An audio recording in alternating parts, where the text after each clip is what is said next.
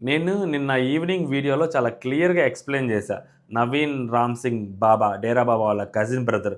So, ఎలా fraud చేస్తున్నాడు, ఎలా స్కామ్ చేస్తున్నాడో చాలా క్లియర్‌గా ఎక్స్‌ప్లెయిన్ చేశా. అప్పటికి ఈ ఆడియో రిలీజ్‌లు ఇంకా అవ్వలేదు. వాళ్ళ ఫాదర్ మాట్లాడిన ఆడియో రికార్డ్ లీకులు కూడా ఇంకా బయటికి రాలేదు. అండ్ పొద్దున వాళ్ళ ఫాదరు అండ్ కొంతమంది ఇన్‌ఫ్లుయెన్సర్‌లు ఒక ఇన్‌స్టాగ్రామ్‌లో లైవ్ పెట్టుకొని దాంట్లో కూడా మాట్లాడారు. సో, అక్కడ కూడా వాళ్ళ ఫాదర్ చెప్పింది ఏదైతే ఉందో అది నిన్న చెప్పాను. అది మనం దాంట్లో కొత్తగా ఇన్వెస్టిగేటివ్ జర్నలిజం చేసి అక్కడ మనం ఏదో పెద్దగా చెప్పాల్సింది కూడా ఏం లేదు. అండ్ ఎవరో చెప్తే కూడా మనం అర్థం చేసుకోవాల్సిందని కూడా ఏం లేదు. అతని మాటల్లోనే ఏది నవీన్ రామ్ సింగ్ అతని వీడియోస్ చూస్తేనే మనకు అర్థమైపోతుంది అది ఏ రేంజ్‌లో ఫ్రాడ్ చేస్తున్నాడనేది. ఓకేనా? సో, ఇప్పుడు ఇంకొంచెం బెటర్‌గా ఎక్స్‌ప్లెయిన్ చేస్తాను. ఈ ఆడియో రికార్డ్ వినండి. దీని తర్వాత మనం ఇంకొంచెం గట్టిగా మాట్లాడుకుందాం దీని గురించి. ఎవరు లేరు కదా పక్కన? లేరు. మనకి డే 1 మనం మీ బావగారు వాళ్ళ ఇంటి దగ్గర కలిసామా? అవును. ఆ మ్యాటర్ తెలుసా వాళ్ళకి? రమణ వాళ్ళకి ఏం చెప్పలే బ్రో, అది చెప్తున్నా కెరీర్ ఎగిలిపోద్ది బ్రో. నిజంగా చెప్పలేదు కదా? లేదు, చెప్పలేదు. ప్రామిస్. చెప్పలేదులేండి. పెయిడ్ కూడా చెప్పలేదు కదా నువ్వు? పెయిడ్ లేదు, చెప్పలేదు అన్న. అది చెప్పువా, నా జీవితం క్లోజ్ అయిపోయినట్టే తెలుసా. ఎందుకంటే ఈ మన ముందు మీ బావగారితో మనం మాట్లాడింది కానీ ఆ రెండు ఎట్టి పరిస్థితుల్లో ఎన్ని సిచ్యువేషన్లు వచ్చినా అది మాత్రం నా కోసం చేయన్న చాలు. విన్నారు కదా ఈ ఆడియో రికార్డు. నిన్న ఈవినింగ్ ఒక వీడియో చేశాడు. ఇన్ఫ్యాక్ట్ ఒక రీల్ పెట్టాడు. రీల్ పెట్టి దాంట్లో బెదిరిస్తున్నాడు. వాళ్ళ ఫాదర్ని బెదిరిస్తున్నాడు. 100 రూపాయల నోట్లో నువ్వు అది రాసావు, ఇది రాసావు అని బెదిరిస్తున్నాడు. అందరితో అయిపోకుండా మళ్ళీ వాళ్ళ ఫాదర్కే కాల్ చేసి ఇలా స్టేట్ గవర్నమెంట్ నన్ను ఇబ్బంది పెడుతుందని మాట్లాడుతున్నాడు. ఇప్పుడు మనం ఇక్కడ ఒక్క పాయింట్ మాట్లాడుకుని తర్వాత నెక్స్ట్కి వెళ్దాం. ఎంత తెలివితేటలు అంటే ఒక ఫ్రాడ్ చేసేవాడు, ఒక స్కామ్ చేసేవాడికి తప్పించుకోవడానికి రకరకాల మార్గాలు ఉంటాయి కదా. దాంట్లో వన్ ఆఫ్ ద వే అనమాట పాలిటిక్స్ని ఇన్వాల్వ్ చేయటం. ఇప్పుడు గవర్నమెంటు నన్ను ఏదో అడిగింది ఫేవరు, నేను అది చేయనన్నాను, చేయకపోతే అది ఇది చేస్తామని చెప్పారు, మూసుకొని చెయ్యాలని చెప్పారు అని చెప్పి గవర్నమెంట్కి ఎగెనిస్ట్గా మాట్లాడుతున్నాడు. ఇప్పుడు గవర్నమెంట్కి ఎగెనిస్ట్గా మాట్లాడేసరికి వెంటనే అపోజిషన్లో ఉన్న వాళ్ళు, వైసీపీ వాళ్ళు ఎవరైనా కానీ ఫేవర్గా మాట్లాడతారేమో వచ్చి, సో వాళ్ళు మనకి సపోర్ట్గా నిలబడతారేమో వచ్చి అన్న ఒక ప్లాన్ అన్నమాట. అన్న ప్లాన్ తోటి గవర్నమెంట్ని ఇన్వాల్వ్ చేశాడు. ఎదవ తెలివితేటలు మామూలుగా లేవు. ఫస్ట్ వాళ్ళ ఫాదర్ని ఇన్వాల్వ్ చేశాడు. ఆ బాండ్ పేరుతోటి, 100 రూపాయల బాండ్ పేరుతోటి. వాళ్ళ ఫాదర్ ఈరోజు మార్నింగ్ లైవ్లోకి వచ్చి చెప్పింది ఏంటి, అసలు అది ఖాళీ బాండ్ పేపరు, సైన్ కూడా ఏం పెట్టలేదు, మా వాళ్ళ ఆధార్ కార్డ్ నెంబర్ మీద ఆ బాండ్ పేపర్ తీసుకొచ్చారు, బాండ్లో ఏం మ్యాటర్ రాయాలి ఏంటి అనేది. సో అక్కడ టైప్ చేసే వాళ్ళు ఆ టైంలో మేబీ స్ట్రైక్ అయ్యి లేకపోయేసరికి సరే నేను టైప్ చేయించుకుంటానని చెప్పాడంట. సో ఇప్పుడు ఏమంటున్నాడు అతను, ఆ బాండ్ పేపర్లో రకరకాలు రాసుకొచ్చాడు. ఏం చెప్తున్నాడు అతను ఆ బాండ్ పేపర్లో, మీ వాడికి న్యాయం అయిపోయిన తర్వాత, మీ వాడికి డబ్బులన్నీ సమకూరిన తర్వాత మీ ఆస్తి అమ్మేసి మీ మీ ఎవరు వేరే పిల్లలకి గుండె ఆపరేషన్ చేయించాలని చెప్పి మీరు ముందే అనుకున్నామా లేదా? ఎందుకంటే డబ్బులు వస్తే మారిపోతారని తెలుసు నాకు, అందుకనే మనం ముందే రాసుకున్నామా లేదా అని చెప్పి అడుగుతున్నాడు. అంటే ఒక రకమైన ఎమోషనల్ బ్లాక్మెయిల్ చేస్తున్నాడు. ఎవరిని చూస్తున్న ఆడియన్స్ని బ్లాక్మెయిల్ చేస్తున్నాడు. ఎదవ తెలివితేటలు. నువ్వు ఆస్తి అమ్మేసి వేరే పిల్లలకి గుండె ఆపరేషన్ చేయడం కోసం వీళ్ళ ఆస్తి అమ్మేయటం ఏంటి? నిజంగా వీళ్ళ కొడుకు కోసం అమ్మేసుకున్నారు వీళ్ళ ఆస్తి. ఇప్పుడు ఫర్ ఎగ్జాంపుల్ వాళ్ళ ఆస్తి ₹1,00,00,000 ఉందనుకో, నువ్వు 8.5 crores ఫండ్ రైజ్ చేయాలి కదా ఇంపాక్ట్ గురులో, మిగిలిన ₹1,00,00,000 వీళ్ళు ఆస్తి అమ్మేయాలి కదా. మొత్తం ఫండ్ రైజ్ అయ్యాక వీళ్ళు ఆస్తి అమ్మేయటమైంది. 8.5 కోట్లు సమకూరిన తర్వాత, ఫండ్ రైజ్ అయిపోయిన తర్వాత ఇంకా ₹1,00,00,000 వీళ్ళు ఆస్తి అమ్మేస్తే బరాబర్ వచ్చుద్ది అన్నప్పుడు వీళ్ళు ఆస్తి అమ్మేయచ్చు కదా. ఇంకా చాలా టైం ఉంటుంది కదా. సో దగ్గరకు వస్తున్న నియర్ బై వస్తున్నప్పుడు ఖచ్చితంగా వీళ్ళు ఆస్తి అమ్మేయచ్చు కదా. దానికి నువ్వు హెల్ప్ చేయొచ్చు కదా. మొత్తం అయిపోయిన తర్వాత వీళ్ళ ఆస్తి అమ్మేయటం ఏంటి? అసలు వీళ్ళ ఆస్తి ఎందుకు అమ్మాలి? ఫస్ట్ ఆఫ్ ఆల్ నువ్వు ఎలా అయితే ఫండ్ రైజ్ చేసావో అలాగే ఆ పిల్లల కోసం కూడా ఫండ్ రైజ్ చేయాలి కదా. అసలు ఏంటి ఇది నాకు అర్థం కావట్లా. అంటే జనాలు డబ్బులు ఇచ్చే వాళ్ళందరూ పిచ్చోళ్ళ, డబ్బులు జనాల దగ్గర ఎక్కువైపోయి ఇస్తున్నారు అనుకుంటున్నారా ఏంది? ఇష్టం వచ్చినట్టు ఈ 8.5 కోట్లు 9.5 కోట్లు కాదు ఇంకొక 2 కోట్లు పెంచుతాను, అంతా నా ఇష్టం, ఆ పిల్లోడికి కూడా హెల్ప్ చేయాలి. ఒక ప్రాపర్ స్కెచ్తో వచ్చాడు ఇతను. ఇప్పుడు చాలామంది అనవచ్చు, అతను డబ్బులు తీసుకుంటే ఏంటి, 50 లక్షలు తీసుకుంటే ఏంది, 30 లక్షలు తీసుకుంటే ఏంది, పిల్లోడికి ఇంజక్షన్ వేయిస్తున్నారా లేదా అంటే, ఇప్పటి వరకు ఈ సిట్యువేషన్ని లాస్ట్ టైం పునర్విక దగ్గర నుంచి చాలామందికి తెలిసి ఎస్ఎంఏ గురించి అందరి అప్పటి వరకు ఎవరికి తెలియదు నాకు తెలిసినంతవరకు. సో నాకైతే మాత్రం తెలియదు, అప్పుడే తెలిసింది నాకు. ఇప్పుడు అక్కడ నుంచి ఇప్పటి వరకు మనం దాన్ని ఒక హ్యుమానిటరీ యాంగిల్లో చూస్తున్నాము, దాంట్లో ఒక మానవత్వాన్ని చూస్తున్నాము, ఒక సేవను చూస్తున్నాము. అయ్యో పాపం అనే ఒక సింపతి యాంగిల్ చూస్తాం.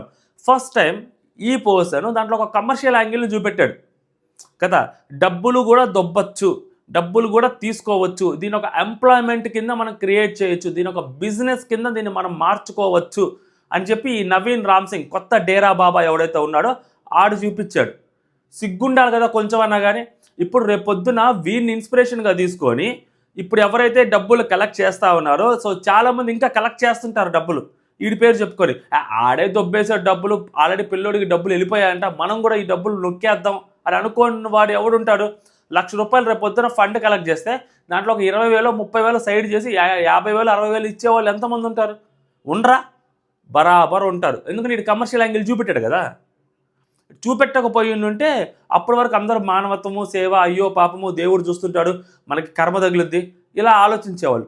వాళ్ళంతా డబ్బులు దొబ్బేస్తున్నప్పుడు మనం కూడా వాళ్ళు సేవ చేయట్లేదు, ఆడొక కమిషన్ తీసుకుంటున్నాడు, వాళ్ళకి హెల్ప్ చేసి మనం కూడా హెల్ప్ చేస్తున్నాం కదా, మనం కూడా ఈ వచ్చిన డబ్బుల్లో కమిషన్ తీసుకుందాం అనుకోనోడు ఎవడుంటాడు? బరాబర్ అనుకుంటాడు. రేపు పొద్దున్న 1,00,000 ఫాలోవర్స్ 2,00,000 ఫాలోవర్స్లో ఉన్నాడు, ఎవరొకరు ఇంటికి వెళ్తారు, ఎస్ఎంఏ పేషెంట్స్ ఇంటికో ఇంకొకరు పేషెంట్ ఇంటికో ఇంకొకరు పేషెంట్ ఇంటికో వెళ్తారు, బాగా డబ్బులు నీడున్న వాళ్ళ ఇంటికి వెళ్ళి ఇదిగో నేను హెల్ప్ చేస్తాను, ఇప్పుడు దాకా నువ్వు ఎంత సమకూర్చావు, ఎంత కొంత సమకూర్చుంటారు కదా వాళ్ళ తల్లిదండ్రులు. ₹1,00,000 కావాలంటే కనీసం ఒక 5,00,000 సమకూర్చుంటారు కదా. ఆ 5,00,000 తీసుకుంటారు, ఈ 5,00,000 నేను తీసుకుంటాను, మిగిలిన డబ్బులు నాకు ఎంత కొంత పర్సెంటేజ్ ఇవ్వు, మీకు ₹1,00,000 నేను అరేంజ్ చేస్తానంటారు. అతనిలాగే నవీన్ రామ్ సింగ్ లాగే. నవీన్ రామ్ సింగ్ ఆ పిల్లోడికి అన్యాయం చేశాడని కూడా అనట్లేదు, ఇంజక్షన్ వేయించాడు. ఆ ఇంజక్షన్ వేయించడం కోసం ₹30,00,000 నుంచి ₹50,00,000 డబ్బులు తీసుకున్నాడు. దీంట్లో సేవ ఆడ కనిపించింది జనాలకి. ఇది ఒక కమర్షియల్ ఫార్మేట్లో చేస్తున్నాడు. దానికి మార్కెట్లోకి కొత్త దేవుడు వచ్చాడు, అసలు మన వాళ్ళకే మనం హెల్ప్ చేసుకోలేము, అలాంటిది వేరే వాళ్ళ పిల్లల కోసం ఆ కారం వేశాడు, తారం వేశాడు, స్థలం అమ్మేశాడు, పొలం అమ్మేశాడు, పక్కింటోడి పెళ్ళం పుస్తలు అమ్మేశాడు. ఇలాంటి సోదంతా మనం మాట్లాడుతూ ఉన్నాం. ఆడు పక్కింటోడి పెళ్ళం పుస్తలు అమ్మేయలేదు, ఆడు పెట్టుబడి పెట్టాడు.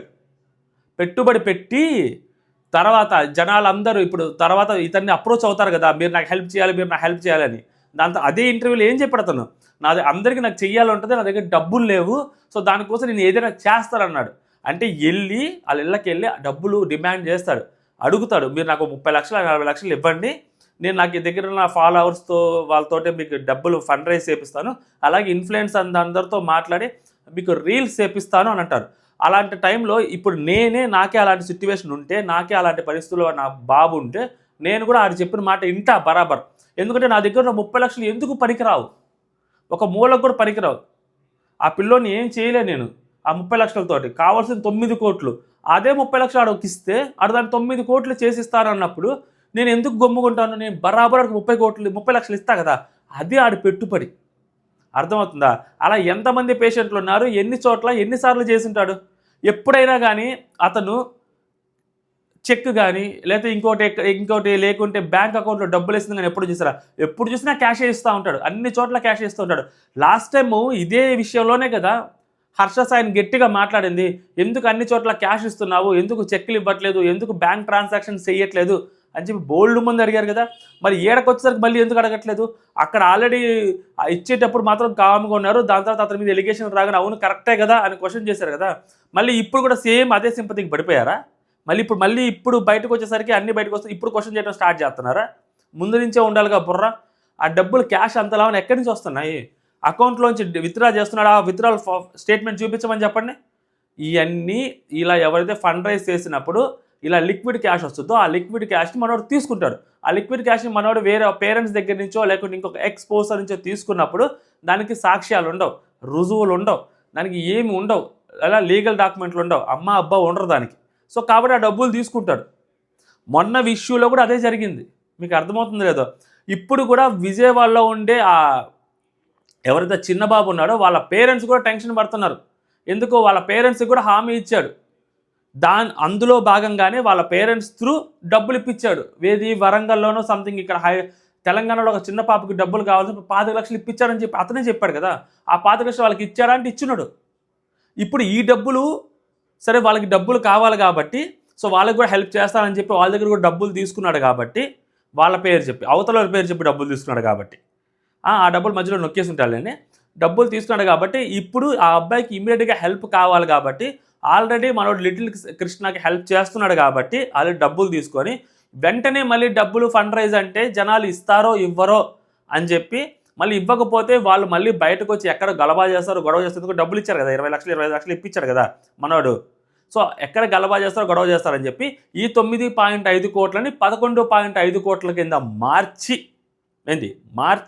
2 కోట్లు యాడ్ చేసి ఆ 2 కోట్లు తీసుకెళ్ళి దాంట్లో ఎంతో కొంత నొక్కి ఆ మిగిలిన డబ్బులు తీసుకెళ్ళి వాళ్ళకి ఇస్తే, ఇది విజయవాడలో ఉండే ఆ బాబు వాళ్ళకి ఇస్తే అట్లీస్ట్ కొంచెం సేపైనా కాంప్రమైజ్ అవుతారు. మేబీ అది ఇంజక్షన్గా అట్ ప్రెసెంట్ యూజ్ అవ్వకపోయినా కూడా ఆ అబ్బాయి మెడికల్ ఎక్స్పెన్సెస్ ఏవైతే ఉంటాయో వాటికి సంబంధించి డైలీ వాటికి ఉపయోగపడతాయి కదా. మొత్తం డబ్బులు ఇతనికి ఇచ్చేస్తారు కదా 25 లక్షలు. ఇప్పుడు వాళ్ళకి డబ్బులు కావాలి కదా. సో ఆ డబ్బులు కావాలన్నప్పుడు ఇమ్మీడియట్గా మళ్ళీ ఫండ్ రైజ్ అంటే చాలా కష్టం అవుతుంది కదా. సో ఇన్ఫ్లుయెన్సర్లు అందరూ ఇమ్మీడియట్గా వచ్చి హెల్ప్ చేయరు కదా, మినిమం టైం కావాలి కదా ఎంతో కొంత. ఆ మినిమం టైంలో మరి వాళ్ళకి డబ్బులు అవసరం అవుతాయి కదా. అందుకని చెప్పి ఇక్కడికిక్కడే 9.5 కోట్లు 11.5 కోట్లకు మార్చి ఎంతో కొంత డబ్బులు వాళ్ళకి ఇస్తే అట్ ప్రెసెంట్ వాళ్ళు కామ్ ఉంటారు. సరే ఒక నెల ఆగో ఎప్పుడొకప్పుడు అంత టైం ఉంటుంది కదా ఇంజక్షన్ చేయించుకోవడం కోసం, ఇంత టైం అని ఉంటుంది కదా, ఆ లోపల ఇంజక్షన్ చేయించాలి. సో ఆ లోపల మళ్ళీ ఫండ్ రైజ్ చేద్దాము అని చెప్పి హామీ ఇవ్వడం కోసం, నాకు ఒక భరోసా ఇవ్వడం కోసం ఆ డబ్బులు అక్కడ పెంచాడనమాట. ఇది యాక్చువల్గా జరుగుతుంది. కకృతికి ఒక ఉంటుంది. అప్పటి వరకు చాలా హుందాగా చేశాడు. సో డబ్బులు తీసుకుంటున్నాడు, వేరే వాళ్ళకి ఇంజక్షన్లు ఇప్పిస్తున్నాడు, క్రౌడ్ ఫండింగ్ అంటున్నాడు, అమౌంట్లో కొంచెం ఎంతో కొంత తీసుకుంటున్నాడు లిక్విడ్ కాస్ట్లో. ఆల్ ఆఫ్ ద సడన్ వాళ్ళు ఇచ్చిన డబ్బులు కూడా తీసుకోవాలని చూసారా ఎవరిది, ఇన్ఫ్లుయెన్సర్లు ఇచ్చిన డబ్బులు కూడా. అది చాలా పెద్ద తప్పు. అది నిన్న వీడియోలో కూడా చెప్పాను నేను. అది చాలా పెద్ద మిస్టేక్ చేశాడు. సో అక్కడ జనాలకు అర్థమైపోయింది అనమాట, ఓ ఈ డబ్బులు దొబ్బేస్తున్నాడు.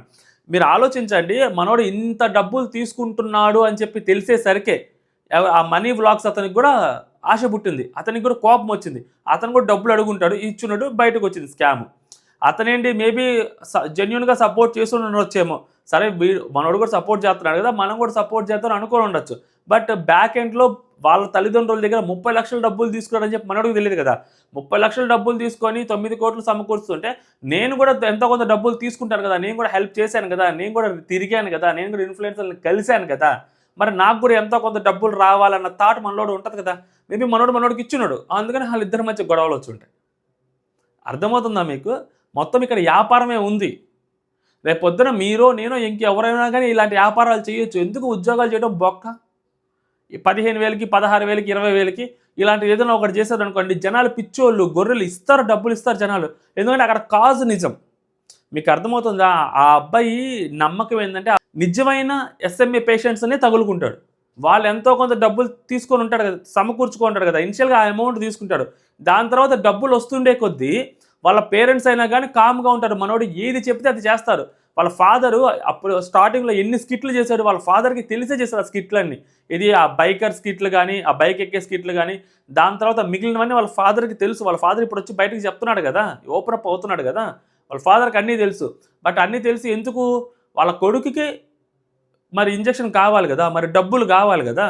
సో ఫాదర్ మరి సరే మనోడు మన ఇంజక్షన్ కోసం ఇదంతా చేస్తున్నాడు అన్న ఒక పాయింట్ ఆఫ్ వ్యూలో వాళ్ళ ఫాదర్ సైలెంట్గా ఉంటున్నాడు. ఎప్పుడైతే ఇదంతా బయటకు వచ్చిందో మళ్ళీ వేరేలాగా వెళ్ళిపోతుంది ఏమో అన్న ఒక థాట్లో వాళ్ళ ఫాదర్ వచ్చి ఎగ్జాక్ట్గా ఏం జరిగిందని చెప్తున్నాడు. ఎందుకంటే వాళ్ళ ఫాదర్ మీద కూడా ప్రెషర్ పెరుగుద్ది. ఎక్కడి నుంచి ప్రెషర్ పెరుగుద్ది? ఈ ఎవరైతే మనీ ఉన్నాడో రైడర్ మనీ, ఇతను అందరికీ చెప్పేస్తుంటాడు కదా. మరి ఇతను అందరికీ చెప్పేసినప్పుడు ఆ వాళ్ళ ఫాదరు కోసం, ఆ బాబు కోసం ఫండ్ రైజ్ చేసిన వాళ్ళందరూ ఎవరైతే ఉంటారో వాళ్ళందరూ అతని మీద ప్రెషర్ పెట్టినప్పుడు సో అసలు ఏం జరిగింది అనేది క్లారిటీ రావాలి కదా.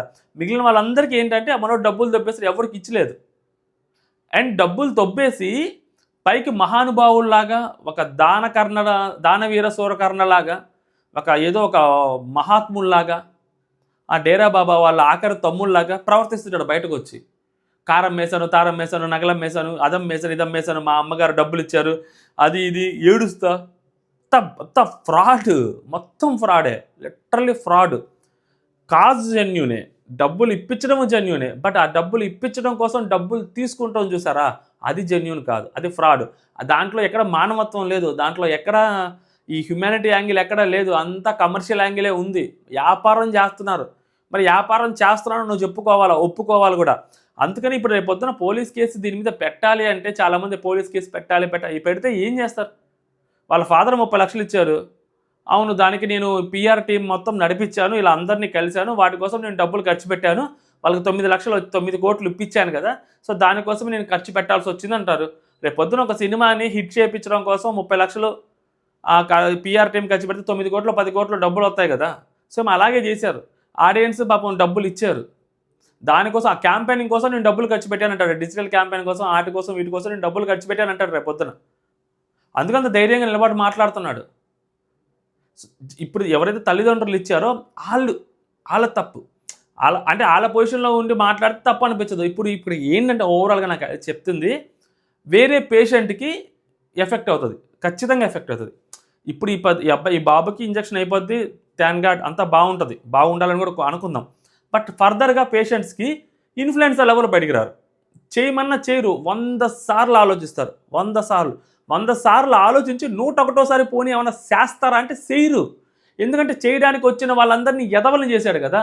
ఆ రాయల్ మేకర్ రమణ, ఆ పల్సర్ బైక్ డబ్బులు ఇచ్చిందే కాక మళ్ళీ వాళ్ళు వచ్చి వివరణ ఇచ్చుకోవాలి. ఆ బొక్క వివరణ ఇచ్చుకోవాల్సిన అవసరం లేదు కదా. వాళ్ళకి డబ్బులు ఇచ్చేశారు, హెల్ప్ అయిపోయింది, రీల్ చేశారు, పెట్టేశారు, వాళ్ళ ఫాలోవర్స్ కూడా డబ్బులు ఇచ్చేశారు. ఆ అబ్బాయికి ఎంతో కొంత త్రూ. సో ఇతని వల్ల, ఇతను 50,000 ఇవ్వడం వల్ల ఇంకొక 50,000 ₹1,00,000 వాళ్ళ ఫాలోవర్స్ ఇవ్వడం వల్ల 1,50,000 ఇతని త్రూ ఆ అబ్బాయికి వెళ్ళిపోయింది. అంతే, కేల్కతం దుకాణం మంది ఎవరి పని వాళ్ళు చేసుకుంటూ ఉంటారు.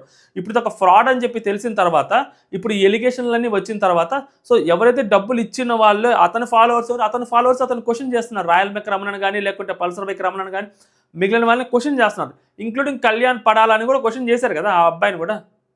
ఇప్పుడు ఆ అబ్బాయి రీల్ ఎందుకు డిలీట్ చేశారని కూడా క్వశ్చన్ చేస్తున్నాడు. ఇప్పుడు ఆ అబ్బాయి రీల్ అక్కడ డిలీట్ చేయడానికి కారణము, ఆల్రెడీ ఇంపాక్ట్ గురువులో డబ్బులు ఫుల్ అయిపోయాయి. సో మరి డబ్బులు ఫుల్ అయిపోయినప్పుడు ఇంకా ఆ రీల్ ఉండాల్సిన అవసరం లేదు కదా బేసిక్గా. అందుకని ఆ రీల్ డిలీట్ చేసేసాడు. కాంట్రవర్సీ అవుతుంది, డబ్బులు ఎక్కువ ఓవర్ఫ్లో వచ్చేసినట్టుంది, అందుకనే కాంట్రవర్సీ అవుతుందని చెప్పి అతను రీల్ డిలీట్ చేశాడు. ఇప్పుడు ఆ రీల్ డిలీట్ చేయడం కూడా తప్పు అన్నట్టు క్వశ్చన్ చేస్తున్నారు కదా అందరూ. అంటే వాళ్ళ క్రెడిబిలిటీని పనంగా పెట్టి ఇంకొక పిల్లోని కాపాడాల్సిన అవసరం వాళ్ళకే ఉంటుంది. ఎందుకంటే వాళ్ళకి జీవితాలు ఉంటాయి, వాళ్ళకి పిల్లలు ఉంటారు, వాళ్ళకి భార్య అందరూ ఉంటారు కదా, వాళ్ళకి ఫ్యామిలీ ఉంటుంది. ఇలాంటి ఫ్రాడ్ గాల వల్ల వాళ్ళు అనవసరంగా బొక్కలో పడతారు కదా. సో అందుకని చెప్పి ఎవడు హెల్ప్ కూడా చేయడు. ఎవరు చేస్తారు హెల్ప్లో? 100 సార్లు ఆలోచిస్తారు. స్లో సాంగ్లు, ఈ బీజిఎంస్ వేసి, సాడ్ బీజిఎంస్ వేసినంత మాత్రాన ఆడేదో గొప్ప మహాత్ముడు అని అనుకోవడం అనేది ఫస్ట్ ఆఫ్ ఆల్ మనలో ఉన్న వీక్నెస్ అనమాట. మనం చాలా బలంగా ఉండాలి. మనం అలాంటి వీక్నెస్లకి పడిపోయామనుకోండి, ఇలాంటివి బయటకు వస్తూ ఉంటాయి. డబ్బులు సంపాదిస్తున్నాడు పిల్లోల పేరు మీద. మనం నార్మల్గా ఇప్పుడు ఫర్ ఎగ్జాంపుల్ ఎవడో ఒకడు ఒక స్కానర్ పెట్టుకొని సేవ్ లిటిల్ కృష్ణ అని చెప్పి డబ్బులు కలెక్ట్ చేస్తూ వాడు పొరపాటున ₹1,00,000 కలెక్ట్ చేసి దాంట్లో 10,000 కలెక్ట్ చేశాను, 90,000 దొబ్బేసి 10,000 ఇచ్చాడు అనుకోండి. అది ఆ విషయం మనకి తెలిసింది అనుకోండి, మనం ఏమంటాం? సిగ్గు లేదా, బుద్ధి లేదా, పిల్లోడు డబ్బులు దొబ్బేస్తావా, ఆడి పేరు మీద కలెక్ట్ చేసిన డబ్బులు, అసలు మనిషివేనా నువ్వు? మనిషి పుట్టుకు పుట్టావని మనం అడుగుతామా లేదా? లేదు, ఆడ కలెక్ట్ చేశాడు, 10,000 ఇచ్చాడు కదా, కనీసం వాళ్ళకి పిల్లోడికి 10,000 అందాయి కదా అని అంటామా? అనం కదా. మరి ఈ విషయంలో దగ్గరికి వచ్చేసరికి 30 లక్షలు తీసుకున్నాళ్ళే 9 కోట్లు సమకూర్చి ఇచ్చాడు కదా అని ఎందుకు మాట్లాడుతున్నావు? ఇక్కడ అమౌంట్ పెద్దది కాబట్టి, ఆ తీసుకున్న అమౌంట్ చిన్నది, మొత్తం కలెక్ట్ చేసిన అమౌంట్ పెద్దది కాబట్టి ఇప్పుడు సైలెంట్గా ఉండాలి మనం, అంతేనా? కాదు కదా, అర్థం చేసుకోండి. సో దొంగన డుడుక్స్ ఉన్నారు. సో డబ్బులు ఇస్తే ఇప్పుడు ఎవరైతే బయటకు వచ్చి మాట్లాడుతారో వీళ్ళందరూ అన్నీ మూసుకొని ఉండేవాళ్ళు, ఈ మిగిలిన ఇన్ఫ్లుయెన్సర్లు.